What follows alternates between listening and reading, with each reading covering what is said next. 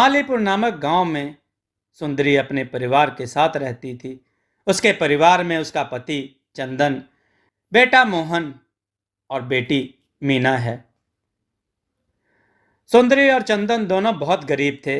ये दोनों अपने बच्चों को पढ़ाने के लिए खेत में काम करते थे। चंदन बोला, मुझे लगता है कि अब मीना की पढ़ाई को रोकना पड़ेगा, क्योंकि अब दोनों का कॉलेज जाने का समय आ गया है। सुंदरी बोली, पूरे गांव में किसी के बच्चे भी पढ़े लिखे नहीं हैं। सिर्फ हमने ही बच्चों को पढ़ाया है, लेकिन अब बीच में पढ़ाई से रोकना ठीक नहीं है। चंदन बोला, तुमको ये लगता है कि मैं अपने बच्चों को पढ़ाना नहीं चाहता हूँ? अरे ऐसा नहीं है भाई, मैं भी चाहता हूँ कि मेरे बच्चे पढ़े लिखें और बड़े आदमी बने, लेकिन मजबूरी के सामने बच्चों की पढ़ाई लिखाई हार रही है। सुंदरी बोली, हमारी मजबूरी के लिए सिर्फ मीना को ही क्यों झेलना है? चंदन बोला, अब मेरी हिम्मत जवाब दे रही है। मोहन को पढ़ाते हैं और मीना की शादी कर देंगे, और क्या। सुंदरी बोली, ठीक है, जैसा आपको ठीक लगे। चंदन अपनी बेटी को भी आगे पढ़ाना चाहता था, लेकिन ऐसा नहीं कर पाया क्योंकि उसकी गरीबी उसे रोक रही थी। गांव का सुनार धनी राम अपनी दुकान पर बैठा था कि तभी उसके पास मोहन अपने दोस्त अमित के साथ आया। धनीराम बोला, आओ आओ, यह धनीराम तुम्हारी सेवा में बैठा है। तुम अभी छोटे हो, अभी से क्या खरीदने आए हो? मोहन बोला, चाचा, खरीदने नहीं बल्कि बेचने आए हैं। धनीराम मन में सोचने लगा, आज फिर से 2 मुर्गे मेरे जाल में फंसने आए हैं। वाह, अब मजा आएगा। और धनीराम इसीलिए ही तो यहाँ बैठा है, ताकि ऐसे मुर्गे काट सके। मोहन बोला, क्या हुआ चाचा, आप इतना मुस्कुरा क्यों रहे हैं? धनीराम बोला, क्या कहा? अरे हाँ हाँ, मैं बेचने से ज़्यादा खरीदने में विश्वास रखता हूँ, इसलिए मैं बहुत ज़्यादा खरीदता हूँ।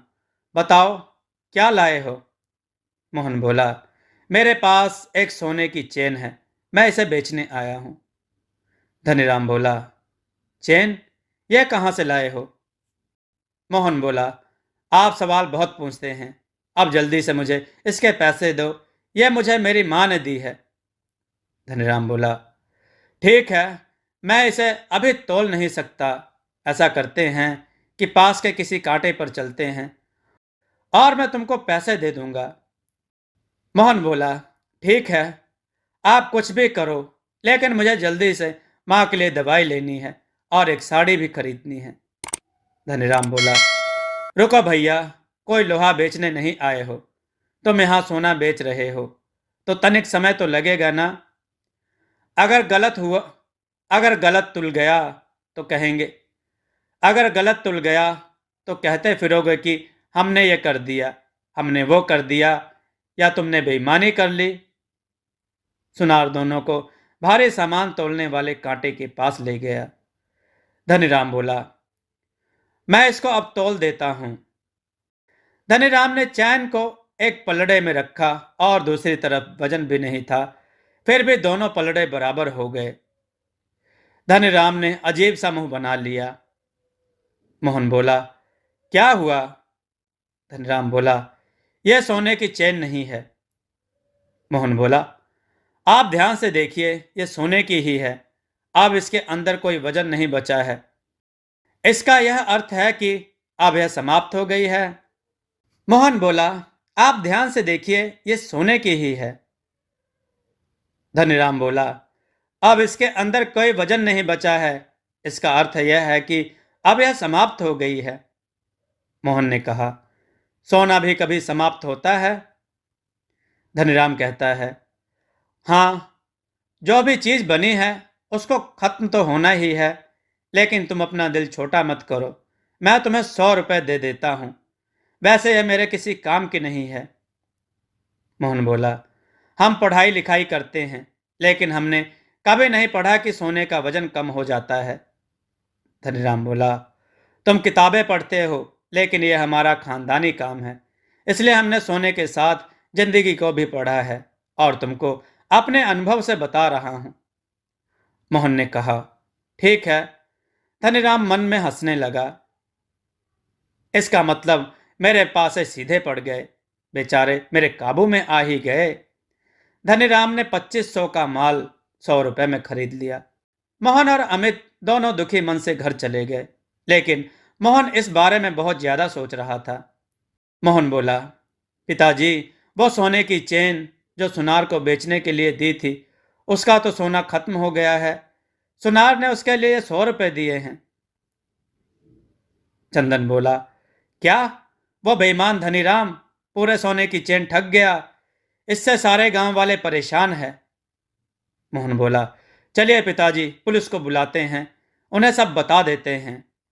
चंदन बोला, नहीं बेटा, इससे पहले कई लोगों ने शिकायत की, लेकिन बिना सबूत के कोई फायदा नहीं। वो बेईमान धनीराम बच निकलता है। मोहन मन में सोचने लगा, इसको कभी ना कभी तो सबक सिखाऊंगा। अगले दिन सुबह को मोहन के पिता ने उससे कहा, मोहन, मैं आज तुम्हारा दाखिला शहर के किसी कॉलेज में करा देता हूं। मोहन बोला, पिताजी, लेकिन इतने पैसे कहां से आएंगे? तुम्हारी मां ने अपने सारे गहने धनीराम के पास गिरवी रख दिए हैं। जब तुम पढ़ाई कर लोगे या हमारे पास पैसे हो जाएंगे, हम वो वापस लाकर प्रिया हम वो वापस लाकर मीना की शादी कर देंगे। मोहन बोला, लेकिन पापा, वो बेईमान है। और आपने मां के गहने? सुंदरी बोली, बेटा, कोई और चारा नहीं था। तुम पढ़ाई पर ध्यान देना, इसके अलावा तुम्हें कुछ भी नहीं सोचना है। मोहन बोला, ठीक है मां, लेकिन मैं यह कहना चाहता हूं कि मीना को कॉलेज ना सही तो कम से कम घर से पढ़ने दीजिए। सुंदरी बोली, ठीक है बेटा, ऐसा तुम्हें ठीक लगे। मोहन शहर में पढ़ने चला गया और उसने मीना का प्राइवेट दाखिला करा दिया। जब भी मोहन घर आता, मीना के लिए किताबें और पत्रिका लेकर आता। मीना की तैयारी भी सही से चल रही थी। कुछ साल बाद चंदन और सुंदरी खेत में काम कर रहे थे। चंदन बोला, हमारे पास कुछ पैसे आ गए हैं, अब हमें धनीराम से गहने छुड़वा लेने चाहिए। सुंदरी बोली, हाँ, हम आज ही धनीराम के पास चलते हैं, क्योंकि कुछ दिनों में मीना की शादी है। चंदन बोला, हाँ हाँ, अभी चलते हैं। सुंदरी बोली, धनीराम बहुत बेईमान आदमी है। अब उसकी बेईमानी के किस्से सब तरफ मशहूर हैं। मुझे तो बहुत चिंता हो रही है। कहीं वो हमारे गहने बदल कर नकली ना दे दे, क्योंकि गांव के बहुत लोगों के साथ वो ऐसा कर चुका है। चंदन बोला, तुम बेवजह ही इतना परेशान हो रही हो, वो हमारे साथ ऐसा नहीं करेगा। दोनों पति पत्नी अपना सारा काम खत्म करके धनीराम के पास गए। धनीराम बोला, आइए आइए और बताइए, आज क्या बेचने आए हो? चंदन बोला, धनीराम जी, मैंने तुम्हारे यहाँ अपनी पत्नी के गहने गिरवी रखे थे, मैं वही लेने आया हूं। धनीराम मन में सोचता है, ऐसा तो पहली बार हुआ है कि कोई अपना सामान वापस लेने आया है। चंदन ने कहा, क्या हुआ, तुम भूल गए क्या? धनीराम बोला, नहीं नहीं, मैं तुम्हें कैसे भूल सकता हूं, लेकिन मुझे गहने याद नहीं हैं कि तुमने कौन कौन से गहने गिरवी रखे थे। सुंदरी बोली, गहने दिखा दो, मैं अपने गहने पहचान लूंगी। धनीराम बोला, मेरे पास कोई गहने नहीं हैं। मैं ऐसे कैसे किसी और के गहने तुम्हें दिखा सकता हूं? और हां, इतने वर्षों में बहुत ज्यादा ब्याज हो गया होगा जो तुम चुका नहीं पाओगे। चलो यहां से जाओ। चंदन बोला, धनीराम, तुम्हारे पास पैसे की कोई कमी नहीं है, लेकिन मैं एक गरीब पिता हूं और तुम्हारे आगे हाथ जोड़ता हूं। मेरी बेटी की शादी है तो मुझे गहने वापस कर दो। धनीराम बोला, चलो यहां से जाओ, मेरे पास कोई गहना नहीं है। एक बार कह दिया, समझ नहीं आता क्या? चंदन बोला, मैं गरीब बाप हूं, मुझे अपनी बेटी की शादी करनी है। धनीराम ने कहा, हाँ हाँ, जाओ जाओ, मेरी बेटी की भी शादी है। धनीराम ने चंदन और सुंदरी को बिना गहने दिए हुए ही भगा दिया। पूरा गांव धनीराम से परेशान था। उसने सभी लोगों के साथ धोखा किया था। चंदन बोला, अब हम अपनी बिटिया की शादी कैसे करेंगे? कुछ समझ नहीं आ रहा। इस बेईमान सेठ को हम गरीबों को लूट कर क्या सुकून मिलता है। सुंदरी बोली, आप परेशान मत होइए, भगवान सब ठीक करेंगे। हमारा सही समय भी आएगा और इस सेठ को सबक भी मिलेगा। धनीराम अपनी बेटी के विवाह से एक दिन पहले सारे गांव को दावत पर बुलाता है। सभी लोग अमीरों की शादी देखने और अच्छा खाने खाने जाते हैं। सब कुछ अच्छे से चल रहा था, लेकिन तभी वहां 3 गाड़ियां आकर रुकी। सभी हैरान हो गए। धनीराम बोला, कौन आया है? कौन है? सामने कुछ पुलिस वाले और अधिकारी थे, जिसमें मोहन भी था। धनीराम बोला, अरे मोहन बेटा, तुम इतनी सारी पुलिस के साथ क्यों आए हो? तुमने ऐसा कौन सा गुनाह किया जो पुलिस वाले तुमको पकड़ रहे हैं? मोहन बोला, धनीराम, अपनी जुबान संभाल कर बात कर और मुझे साहब कहकर बोल, क्योंकि मैं एक आयकर विभाग अधिकारी हूं। धनीराम बोला, क्या? मोहन बोला, तुमने मेरे बाप के साथ साथ ना जाने कितनों को ठगा है। मैं आज तेरा हिसाब करने आया हूं। धनीराम बोला, देखिए साहब, मेरी बेटी की शादी है, अभी ऐसा मत कीजिए।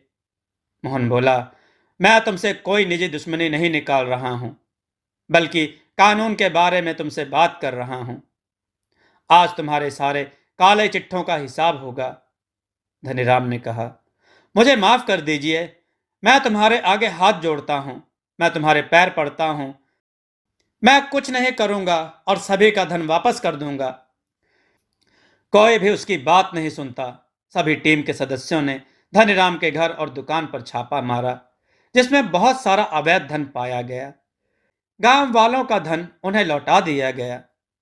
मोहन ने धनीराम की बेटी की शादी करवाई और फिर अपनी बहन की शादी भी धूमधाम से करा दी। धनीराम को सबक मिल चुका था। मित्रों, यह तो आपने सुना ही होगा कि जैसा हम दूसरों के साथ करते हैं, वैसा ही हमें मिलता है। दोस्तों, आपको यह कथा कैसी लगी? अपने विचार और सुझाव कमेंट में जरूर दें। हमारी कथाओं को लाइक करें, हमारे चैनल को सब्सक्राइब करना न भूलें। हमारी कथाओं को शेयर जरूर करें, जिससे लोगों को अच्छा ज्ञान प्राप्त हो। जय श्री राम भक्तों।